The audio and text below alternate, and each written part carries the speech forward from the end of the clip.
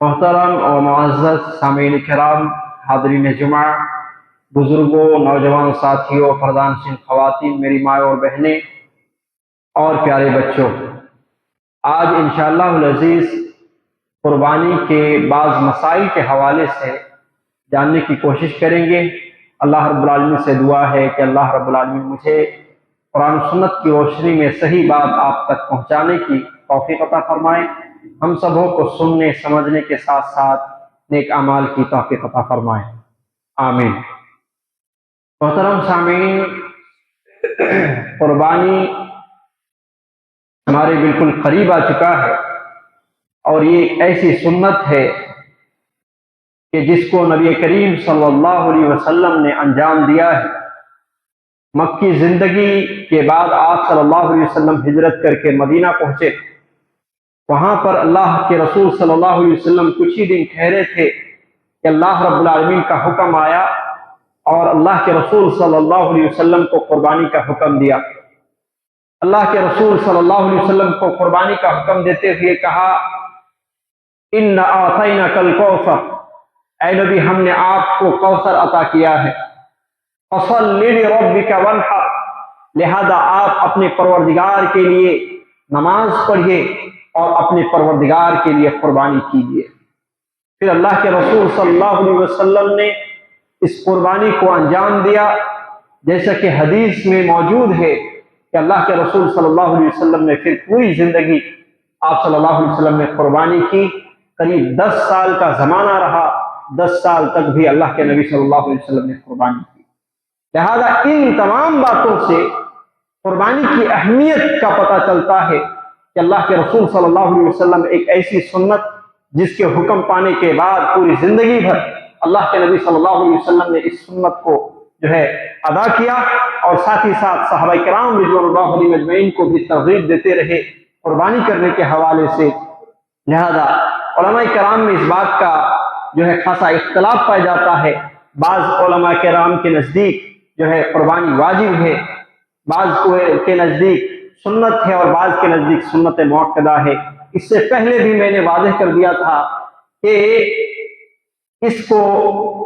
کبار علماء میں بہت سارے علماء اس طرف گئے ہیں کہ سنت تو ہے مگر تاکیدی سنت مؤکدہ۔ آئیے انشاءاللہ العزیز آج کے خطبہ جمعہ میں قربانی کے مسائل ہی کے تعلق سے چند مسئلے کی وضاحت کرنی ہے۔ پہلا مسئلہ ہے کہ قربانی کسے کرنا چاہیے، قربانی کسے کرنا چاہیے۔ اس حوالے سے یاد رکھیں کہ ہر صاحب استطاعت جو قربانی کرنے کی طاقت رکھتا ہے، ایسا شخص پر یہ قربانی کی سنت ہے اللہ تبارک و تعالیٰ کی طرف سے اور رسول اللہ صلی اللہ علیہ وسلم کی طرف سے کہ وہ آدمی اپنے اور اپنے گھر والوں کی طرف سے وہ قربانی کرے۔ اگر بکرا خریدنے کی طاقت ہے، وہ بکرے کے ذریعے سے اللہ رب العالمین کا تقرب چاہے۔ اگر اسی طریقے سے گائے اور بیل کے ذریعے سے وہ طاقت رکھتا ہے تو اس کے ذریعے سے اللہ رب العالمین کا تقرب حاصل کرے۔ اونٹ کے ذریعے سے اگر وہ استطاعت پاتا ہے تو اونٹ کے ذریعے سے اللہ رب العالمین کا تقرب حاصل کرے۔ استطاعت ہے دینے کی تو ایسی صورت میں یہ قربانی کرنا ایسے شخص کے اوپر سنت مؤکدہ بن جاتی ہے۔ اب آئیے کہ یہ جو سنت ہے، ہم کون کون سے جانوروں میں اس سنت کو ہم ادا کر سکتے ہیں۔ اس حوالے سے دیکھیں تو اللہ رب العالمین نے قرآن مجید کے اندر سورہ حج کی آیت نمبر 34 میں فرمایا، وَلِكُلِّ أُمَّةٍ جَعَلْنَا مَنْسِكًا لِيَذْكُرَ اسْمَ اللَّهِ، کہ ہر امت پر ہم نے یہ قربانی رکھی ہے تاکہ وہ بہیمۃ الانعام کے ذریعے سے عَلَىٰ مَا رَزَقَهُم مِّن بَهِیمَةِ الْأَنْعَامِ، کہ جو ہم نے جانوروں میں سے بہیمۃ الانعام کے ذریعے سے ہم نے جو رزق دیا ہے اس کے ذریعے سے وہ اللہ رب العالمین کا نام لے۔ یہاں اس آیت کریمہ کے اندر 2 باتیں بتائی گئی ہے۔ پہلی بات یہ ہے کہ اللہ رب العالمین نے ہر امت میں یہ قربانی رکھی ہے۔ یہی وجہ ہے کہ دیکھیں کہ تاریخ کا مطالعہ کریں تو اسی صورت میں حضرت آدم علیہ السلام کے بیٹے حابیل اور قابیل نے بھی اللہ رب العالمین کے حضور میں قربانی پیش کی تھی، اس میں سے ایک بیٹے کی قربانی قبول ہوئی تھی۔ اور دوسرے بیٹے کی قربانی قبول نہیں ہوئی۔ یعنی اللہ رب العالمین نے ہر زمانے میں اور ہر امت کے اوپر یہ قربانی رکھی تھی۔ اور اللہ کے نبی صلی اللہ علیہ وسلم سے ایک مرتبہ پوچھا گیا کہ یہ قربانی کیا ہے؟ ما هذه الاضاحی یا رسول اللہ، اے اللہ کے رسول یہ قربانی کیا ہے؟ اللہ کے نبی صلی اللہ علیہ وسلم نے کہا تھا سنت ابیکم ابراہیم علیہ السلام، یہ تمہارے باپ ابراہیم علیہ السلام کی سنت۔ لہذا اللہ کے نبی صلی اللہ علیہ وسلم نے بھی اس عمل کو انجام دے کر اپنی امت کے لیے اس سنت کو زندہ کر کے رکھ دیا کہ قیامت تک جو ہے جانوروں پر جو ہے ذبح کرتے ہوئے اور اللہ رب العالمین کی رضا جو چاہتے ہوئے قربانی لوگ کریں گے۔ لیکن اللہ کے نبی صلی اللہ علیہ وسلم سے ہی یہ شروع نہیں ہوا، بلکہ اس سے پہلے کے انبیاء علیہ السلام ہی اس قربانی کو انجام دیتے تھے۔ اس آیت کریمہ کے اندر جو دوسری بات بتائی گئی ہے وہ یہ کہ قربانی ہم کس طرح کے جانوروں کی کریں، اور کہا ما رزقہم من بہیمۃ الانعام، بہیمۃ الانعام جانوروں سے ہم قربانی کریں، یہ ایک مجمل بات ہے۔ بہیمۃ الانعام کا معنی ہے چار پاؤں والے جانور، جس کو چوپائے کہتے ہیں۔ چوپائے جانوروں میں بہت سارے جانور پائے جاتے ہیں، مگر اس کی تفسیر اور توضیح اللہ رب العالمین کی کتاب ہی کے اندر موجود ہے۔ سورہ انعام کی آیت نمبر 140/3 اور 140/4 کے اندر اللہ رب العالمین نے وضاحت کر دی کہ کون کون سے جانور چار پاؤں والوں میں سے، چوپائے جانوروں میں سے ہمیں قربانی کرنی ہے۔ اللہ تبارک و تعالیٰ نے فرمایا ثمانیۃ ازواج، کہ 8 قسم کے جانور ہیں جس کے ہم قربانی کر سکتے ہیں۔ من الضأن اثنین ومن المعز اثنین ومن الابل اثنین ومن البقر اثنین، کہا کہ بھیڑ میں سے 2، بکری میں سے 2، گائے میں سے 2، اور اسی طریقے سے اونٹ میں سے 2۔ یعنی مذکر مؤنث، نر اور مادہ ہر ایک میں، بکرا بکری، اسی طریقے سے گائے اور بیل، اونٹ اونٹنی، اور اسی طریقے سے دمبا میں بھی اور بھیڑ کے اندر بھی جو ہے مادہ اور نر، یہ 8 قسم کے جانور ہیں جس کی ہم قربانی کر سکتے ہیں۔ علماء کرام کا یہ متفقہ فیصلہ ہے، متفقہ کا فیصلہ ہے کہ یہ 8 قسم کے جانور میں کسی کا اختلاف نہیں ہے۔ لیکن بعض لوگ جو بھینس کی قربانی کے حوالے سے ایڑی چوٹی کا زور لگاتے ہیں، اس حوالے سے قرآن بھی خاموش ہے، حدیث بھی خاموش ہے، صحابہ کرام رضوان اللہ علیہم اجمعین کا عمل بھی خاموش۔ جب قرآن و سنت سے ثابت نہیں ہے، ہمارے اسلاف سے ثابت نہیں ہے، تو ایسی صورت میں ہمیں رائے اور قیاس لگانے کی ضرورت نہیں ہے۔ جو چیز قرآن و سنت سے ثابت ہے اسی پر اکتفا کرنا یہی احوط ہے، یہی افضل طریقہ ہے کہ ہم ایسی چیز میں نہ پڑیں کہ جس میں اختلاف ہو اور ایسے دل کو لگے کہ ہو بھی سکتا ہے کہ اللہ رب العالمین قبول فرمائے اور ہو بھی سکتا ہے کہ اللہ رب العالمین نہ قبول فرمائے۔ تو اس طرح کی چیزوں میں پڑے بغیر ان 8 قسم کی جانور کی قربانی کرنا یہ بہتر ہے۔ اگر مان لیا جائے کہ یہ بھینس کی قربانی جائز ہو جائے گی صرف گائے کے مشابہ ہونے کی وجہ سے یا گائے کے قبیل ہونے کی وجہ سے، تو ایسی صورت میں نیل گائے کی بھی قربانی جائز ہو جائے گی، جو کہ کوئی بھی آدمی اس کے قائل نہیں۔ جیبرا، جو کہ عربی میں اس کو بھی گائے کہا جاتا ہے، تو وہ بھی جو ہے جائز ہو جائے گا، لیکن جیبرا کی قربانی کا کون جائز قرار دیتا ہے؟ تو لغت سے کوئی چیز ثابت نہیں ہوتی، شریعت سے ثابت ہوتی ہے۔ لہذا ان 8 قسم کے جانوروں میں سے قربانی کرنی ہے۔ ایک مسئلہ یہ بھی ہے کہ کتنا بڑا جانور یا یہ کہ کتنے سال کا جانور ان 8 قسموں میں سے اگر ہم قربانی کریں گے تو کتنا بڑا ہونا چاہیے۔ معزز سامعین، ایک روایت آتی ہے، صحیح مسلم کی روایت ہے، اللہ کے رسول صلی اللہ علیہ وسلم نے فرمایا لا تذبحوا الا مسنہ الا ان یعصر علیکم فتذبحوا جزءا من الضأن۔ اللہ کے رسول صلی اللہ علیہ وسلم نے کہا لا تذبحوا، تم ذبح نہ کرو، الا مسنہ، سوائے مسنہ کے، یعنی جانوروں کی کم سے کم مدت بتا دی گئی کہ مسنہ کہتے ہیں کہ جس جانور کے آگے کے 2 دانت جھڑ جائیں، دودھ کے جو دانت ہوتے ہیں جھڑ جاتے ہیں آگے طرف کے، پھر وہ کشادہ تھوڑا نکلتے ہیں 2 دانت، تو جب یہ 2 دانت جھڑ جاتے ہیں تو ایسے جانور کو مسنہ کہا جاتا ہے، چاہے وہ بکرا بکری میں سے ہو، اونٹ گائے میں سے ہو، کسی بھی دمبا اور بھیڑ میں سے ہو، یہ جب آگے کے دودھ کے 2 دانت گر جائیں گے تو اس جانور کو مسنہ کہا جائے گا۔ تو اللہ کے رسول صلی اللہ علیہ وسلم نے کہا کہ تم ذبح نہ کرو چھوٹے جانور میں مگر یہ ہے کہ وہ مسن نہ ہونا چاہیے، کم از کم عمر اتنی ہونی چاہیے، اور 4 دانت کے ہو، 6 دانت کے ہو، 8 دانت کے ہو تو اور اچھا ہے، کوئی مسئلہ نہیں، لیکن کم از کم اس کی جو عمر ہونی چاہیے وہ مسن نہ ہونی چاہیے۔ تو یہاں اس حدیث کے اندر بتا دیا گیا کہ جانور کتنا بڑا ہونا چاہیے، کم از کم مسن نہ ہونا چاہیے۔ معزز سامعین، ایسے تو حتمی طور پر نہیں کہا جا سکتا کیونکہ جگہ کے حساب سے بھی جانوروں کی پرورش ہوتی ہے، کھانے پینے کا بھی اثر پڑتا ہے، مگر عمومی طور پر اگر کہا جائے تو یہ ہے کہ بھیڑ اور بکری میں 1 سال کے بعد ہی جو ہے یہ 2 دانت جھڑتے ہیں، گائے اور بیل کے اندر 2 سال کے بعد ہی یہ 2 دانت جھڑتے ہیں، اور اسی طریقے سے اونٹ میں 5 سال کے بعد ہی یہ 2 دانت جھڑتے ہیں، عمومی طور پر یہ ہے، وگرنہ کسی جانور کا اگر پہلے بھی گر جائے تو وہ بھی مسن نہ۔ اسی طریقے سے اس حدیث کے اندر اللہ کے رسول صلی اللہ علیہ وسلم نے ایک آسانی اور بتائی، وَإِن تَعْثُرَ عَلَيْكُمْ فَتَذْبَحُوا جِزْءَةً مِّنَ الضَّأْنِ۔ اللہ کے رسول صلی اللہ علیہ وسلم نے کہا کہ اگر تمہارے لیے مشکل ہو جائے، کوئی جانور نہیں مل رہے ہیں کہ جو دانتے ہوئے ہوں، مارکیٹ میں نہیں مل رہے ہیں، یا یہ کہ ختم ہو گئے ہیں، یا مجبوری کی صورت ہے کہ تمہارے پاس پیسے نہیں ہیں، گھر میں ایک جو ہے دمبا کا بچہ پڑا ہوا ہے، دمبا بھیڑ جس کو آپ لوگ اپنی زبان میں بکرا کہتے ہیں، تو یہ بکرا کا اللہ کے نبی صلی اللہ علیہ وسلم نے کہا کہ جزء من الضأن اگر ہو جائے تو ایسی صورت میں اس کی بھی قربانی ہو جائے گی، یعنی کہ 1 سال دانت نہ بھی جھڑے تو علماء کرام نے یہ لکھا ہے کہ 6 مہینے کا اگر بکرا ہو،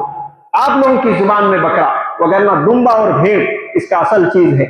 دمبا اور بھیڑ اگر 6 مہینے کا ہو، موٹا تازہ ہو تو اسی صورت میں اس کا چلے گا، کوئی بھی آدمی اس کی قربانی کر سکتا ہے، مگر اس کے علاوہ بکرا بکری میں نہیں چل سکتا ہے، جو کہ آپ لوگ کوئی چیلے کی کچھ اس طرح سے بولتے ہیں، اس میں 6 مہینے کا نہیں چلے گا جب تک کہ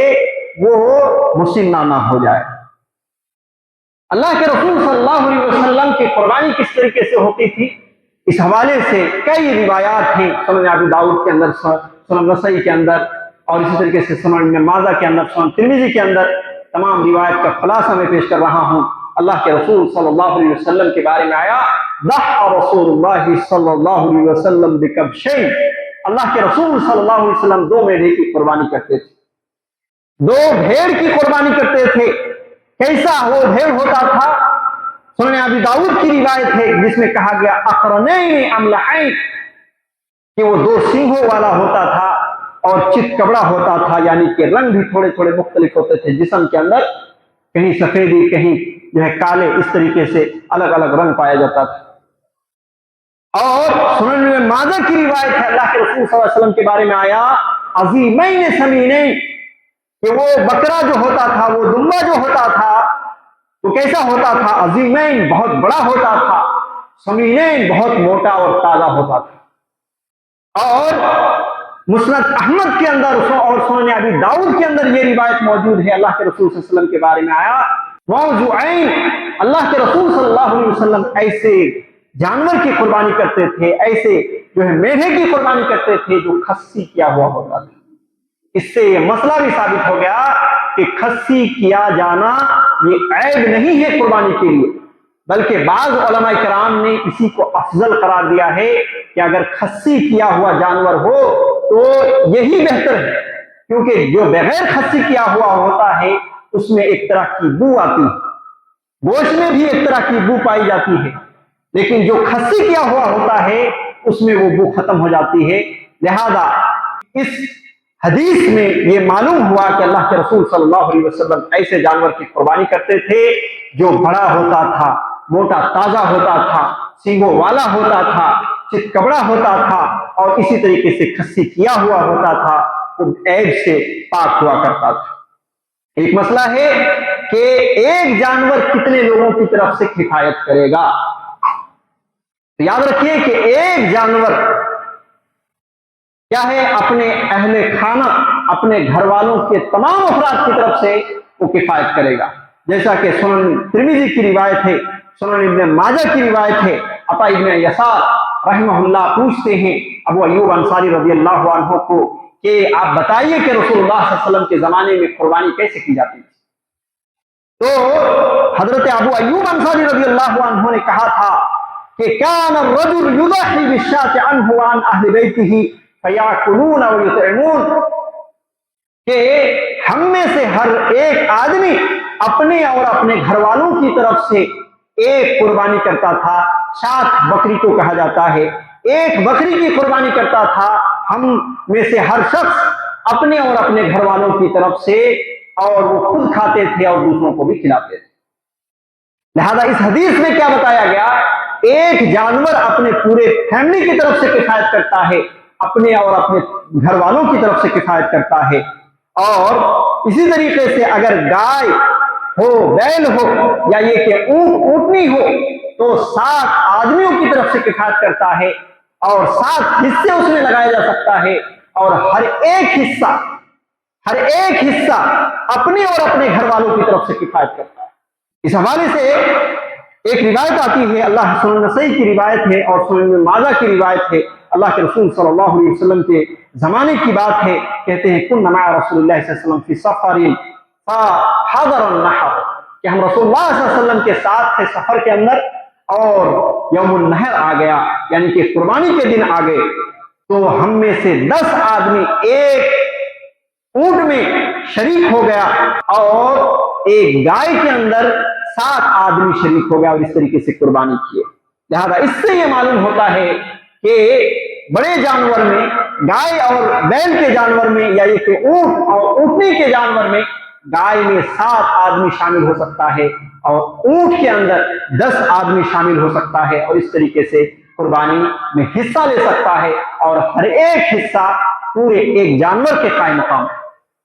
جو کہ وہ اپنے اور اپنے پورے فیملی کی طرف سے قربانی کرے گا۔ لیکن اگر اللہ رب العالمین نے استطاعت دی،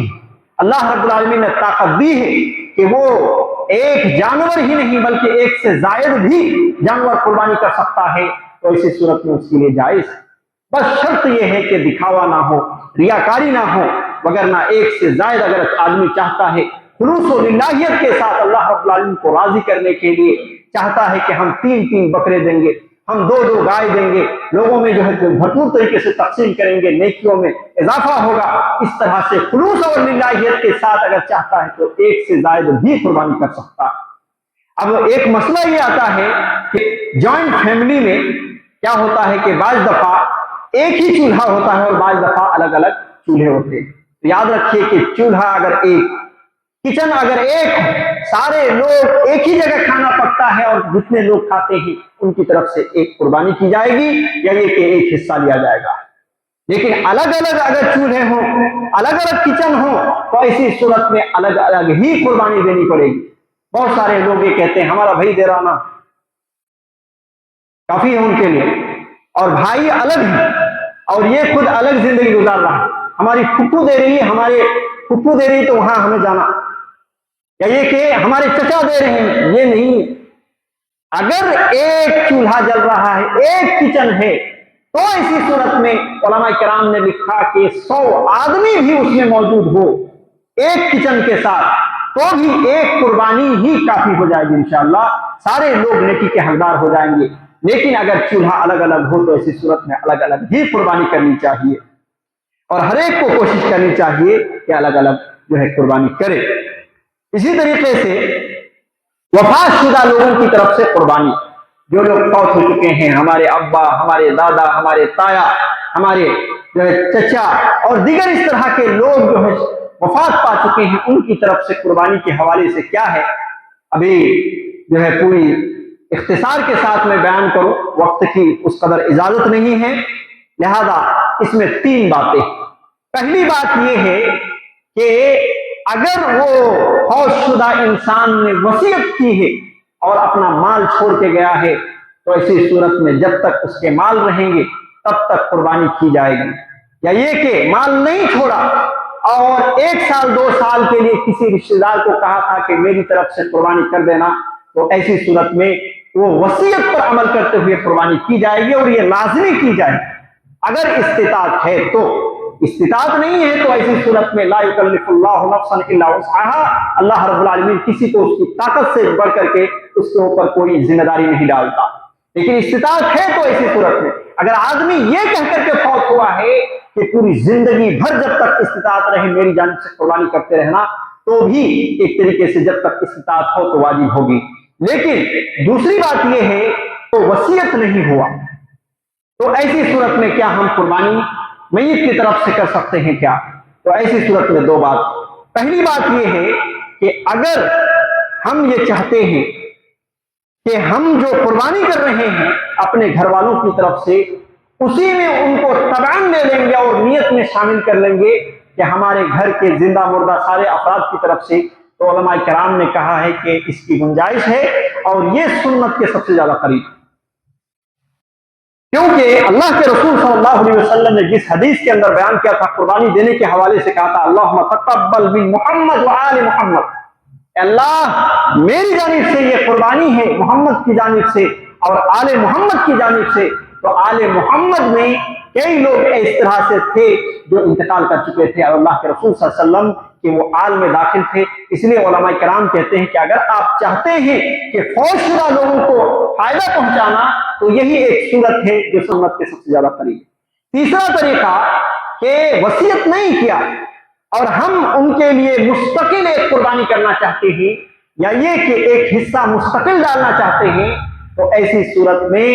جو ہے یہ نبی صلی اللہ علیہ وسلم سے اور صحابہ کرام رضوان اللہ علیہم میں سے اس طرح کی کوئی چیز ثابت نہیں،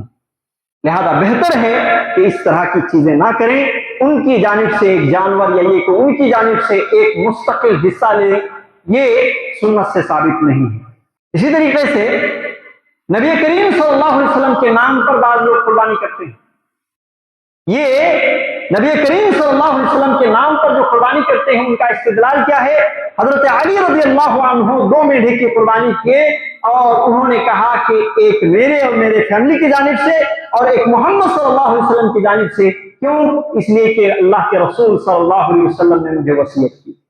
یہ حدیث ہے اور اس حدیث کے بیس پر کئی ایسے امتوں میں لوگ ہیں جو نبی صلی اللہ علیہ وسلم کے نام پر، رسول اللہ صلی اللہ علیہ وسلم کے نام پر قربانی کرتے ہیں، یہ صحیح نہیں ہے۔ اس کی وجہ یہ ہے کہ یہ جو حضرت علی رضی اللہ عنہ کی روایت ہے یہ ضعیف ہے۔ ابو الحسنہ ایک راوی ہے، سخت ترین ضعیف راوی ہے، لہذا اس کی وجہ سے یہ روایت ضعیف ہو جاتی ہے۔ اور دوسری بات یہ ہے کہ اگر یہ روایت صحیح بھی مان لیا جائے تو ایسی صورت میں وہ ثابت نہیں ہوتا جو ہم ثابت کرنا چاہتے ہیں، بلکہ یہ ثابت ہوتا ہے کہ رسول اللہ صلی اللہ علیہ وسلم ہمیں اگر وصیت کر جاتے تو ہمارے اوپر بھی یہ لاگو ہوتا۔ حضرت علی رضی اللہ عنہ کو وصیت کیے تھے، انہوں نے کی، اگر صحیح حدیث ہے تو دوسرے صحابہ کو نہیں کیے تھے، نہیں کیے، وگرنہ اگر نبی صلی اللہ علیہ وسلم کے نام پر قربانی کرنے کا جواز ہوتا تو کیا خیال ہے صحابہ کرام میں سے ہر کوئی 2 قربانی نہیں کرتے؟ بالکل کرتے۔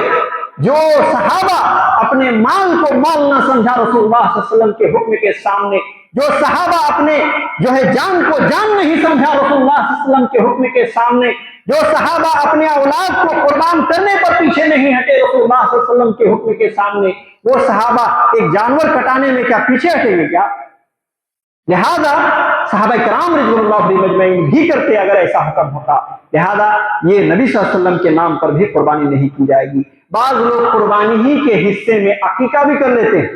یہ درست نہیں ہے، یاد رکھیں، کیونکہ عقیقہ کے لیے ایک مستقل جو ہے جانور چاہیے جو کیا جائے گا، اور قربانی کے مسائل الگ، عقیقے کے مسائل الگ، لہذا عقیقہ حصے میں سے 10 کلو 5 کلو اور 20 اور 50 کلو گوشت لے کر کے عقیقہ نہیں ہوتا، بلکہ اس کے لیے ایک مستقل جانور ذبح کرنی ہوتی ہے۔ اور اس حوالے سے بھی علماء کرام نے لکھا کہ کسی بچے کا عقیقہ ایک ہی دن اور قربانی بھی اسی دن پڑ رہا ہے تو اس کو قربانی کی استطاعت ہے تو قربانی بھی الگ سے کرنی ہوگی اور عقیقہ بھی الگ سے کرنا ہوگا، ایک ہی میں نہیں چلے گا۔ اسی طریقے سے قربانی کا وقت کے حوالے سے یہ ہے کہ راجح قول کے مطابق، صحیح ترین قول کے مطابق، اختلاف ہر جگہ ہے لیکن صحیح ترین قول کے مطابق قربانی کے 4 ایام ہیں۔ یوم النحر ہے 10ویں ذی الحجہ اور ایام تشریق 3 دن ہیں، 11ویں ذی الحجہ، 12ویں ذی الحجہ اور 13ویں ذی الحجہ، یہ کل جو ہے 4 دن ہے قربانی کرنے کے حوالے سے۔ لہذا یہ قربانی کے 4 دنوں میں افضل تو پہلا دن ہے، مگر باقیہ 3 دنوں میں بھی قربانی کی جائے گی۔ اس کا جواز ہے، اللہ کے رسول صلی اللہ علیہ وسلم نے کہا تھا، صحیح مسلم کی روایت ہے، ایام التشریق ایام اکل و شرب و ذکر اللہ۔ ایام تشریق 11، 12، 13 ذی الحجہ یہ کھانے پینے کے دن ہیں اور اللہ رب العالمین کے ذکر کرنے کے دن ہیں۔ اور اسی طریقے سے ایک روایت مسند احمد کے اندر، سنن بیہقی کے اندر اور صحیح ابن حبان کے اندر موجود ہے، اللہ کے رسول صلی اللہ علیہ وسلم نے کہا تھا، کل ایام التشریق ذبح، ایام تشریق کے کل ذبح کرنے کے دن ہیں، یعنی قربانی کرنے کے دن ہیں۔ یہ تمام حدیثوں کو سامنے رکھتے ہوئے امام شافعی رحمہ اللہ، امام احمد بن حنبل رحمہ اللہ، امام ابن تیمیہ رحمہ اللہ، حافظ ابن کثیر رحمہ اللہ اور حافظ ابن قیم رحمہ اللہ اور اسی طریقے سے امام شوکانی رحمہ اللہ اور اس طرح کے بڑے بڑے زہابذہ علماء کرام نے 4 دن کے بعد کو راجح قرار دیا ہے، صحیح قرار دیا ہے۔ ایک مسئلہ یہ ہے کہ گوشت کے تقسیم کے حوالے سے، لہذا تقسیم کے حوالے سے کوئی بھی جو ہے 3 حصوں میں تقسیم کریں گے، 4 حصوں میں تقسیم کریں گے، کوئی بھی روایت موجود نہیں ہے صحیح ترین، کوئی بھی صحیح ترین روایت موجود نہیں ہے، نبی کریم صلی اللہ علیہ وسلم کی رہنمائی نہیں موجود ہے۔ البتہ یہ ہے کہ قرآن مجید کی آیت ہے، اللہ رب العالمین نے کہا تھا، کلوا منها وآتوا القانع والمعتر، کہ تم لوگ خود کھاؤ اور اسی طریقے سے سوال کرنے والے اور نہ سوال کرنے والے تمام لوگوں کو بھی کھلاؤ۔ اللہ کے رسول صلی اللہ علیہ وسلم نے کہا تھا، کلوا واتموا وادخروا، تم خود کھاؤ اور اسی طریقے سے دوسروں کو بھی کھلاؤ اور اسی طریقے سے تم ذخیرہ اندوزی بھی کرو، یعنی کہ تم جو ہے فریج وغیرہ میں رکھ بھی لو لیکن دوسرے کو بھی کھلاؤ۔ اور یہ چیز صحیح نہیں ہے کہ سارا کا سارا جو ہے اپنے رکھا جائے۔ سلف میں 3 حصے کرنے کی تقسیم کی بات آئی ہے، نبی سے نہیں آئی ہے، سلف میں آئی ہے اور انہی چیزوں کو سامنے رکھتے ہوئے 3 حصے کی بات انہوں نے کی ہے۔ لیکن ابن باز رحمہ اللہ نے اس کی وضاحت کر دی ہے کہ 3 حصہ اگر کر بھی لیا جائے تو یہ ضروری نہیں کہ برابر حصہ ہو، برابر حصہ ہو، یہ ضروری نہیں ہے۔ معاشرے کے اندر ضرورت ہے لوگوں کی، غریب طبقے کے لوگ ہیں، لوگ قربانی نہیں کر پا رہے ہیں، تو ہم تھوڑا کھانے پینے کے لیے رکھے، باقی سب تقسیم کر دیں۔ اور اگر سارے لوگ قربانی کر رہے ہیں تو ایسی صورت میں ہم جو ہے دیں، غریب و مسکین جو لوگ ہیں دیں، اور اسی طریقے سے باقی ہم اپنا جمع کے بھی رکھیں اور اس طریقے سے کھائے بھی۔ اس حوالے سے یہ چیز ہے۔ اور اسی طریقے سے قصاب کو، جو قربانی کے جانور کاٹنے والے ہیں، اس کو قربانی کے جانور میں سے اجرت کے طور پر نہ دیں، ان کو اپنے جیب سے پیسہ دیں، اجرت کے طور پر قربانی کے گوشت میں سے نہ دیں۔ ابن عثیمین رحمہ اللہ نے کہا ہے کہ اگر دینا ہے تو ہدیہ دے سکتے ہیں، آدمی تحفہ دے سکتے ہیں گوشت کاٹنے والے کو۔ اسی طریقے سے گوشت کاٹنے والا خود غریب مسکین ہے تو جس طریقے سے دوسرے کو دیتے ہیں اس کو بھی دینا جائز ہے، لیکن اجرت کے طور پر، مزدوری کے طور پر نہیں دیا جائے گا۔ اللہ رب العالمین سے سمجھ کے ساتھ عمل کی توفیق دے۔ آمین صلی اللہ علیہ وسلم محمد وعلی آلہ وسلم۔